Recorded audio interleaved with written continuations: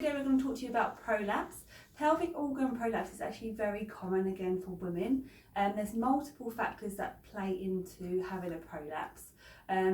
For women, to an extent, some of it is just the anatomy, the way we're made, because we have a vagina. So as me and my colleagues will say, we often call our vagina our princess because she's a tough cookie, but actually she's very, very soft and fragile in some aspects. So pelvic organ prolapse, a nice way again to think of it is just sort of bear in mind a bit of anatomy.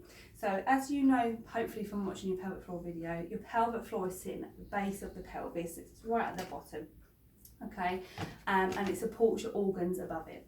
So if we imagine again, this is the vagina, okay, it's kind of like a half rectangle.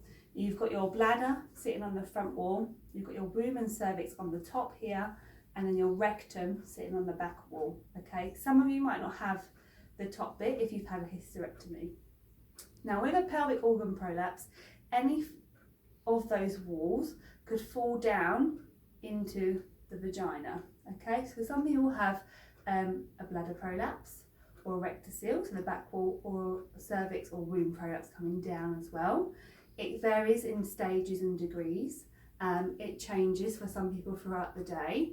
And some people will find it's worse also with hormones as well. So with pelvic organ prolapse, I say anything could prolapse, or a combination for some. Some people don't know what's prolapsed either.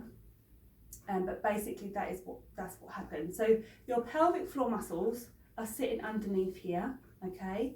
So we often get referrals thinking that pelvic floor muscle exercises are going to get rid of a prolapse. So if you can imagine this underneath, do you think that this is going to miraculously be able to make things go back in?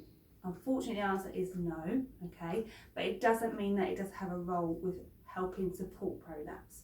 So again, I'm going to just take you through like another analogy. I like to use my hands a lot. If you imagine that your pelvic organs, so your bladder, your womb and your rectum sitting on top of a boat, your pelvic floor here at the bottom is the water.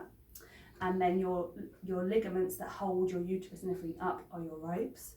If the water is shallow, so if your pelvic floor muscles are weak, it encourages this sort of downward movement of the pelvic organs because they're not as supported. Okay, so again, research does show that pelvic floor exercises does help support prolapses, and in some cases it does reduce the stage of prolapse. It takes it down a stage from sort of 2 to 1. It does vary, and it depends on the severity of your prolapse as well.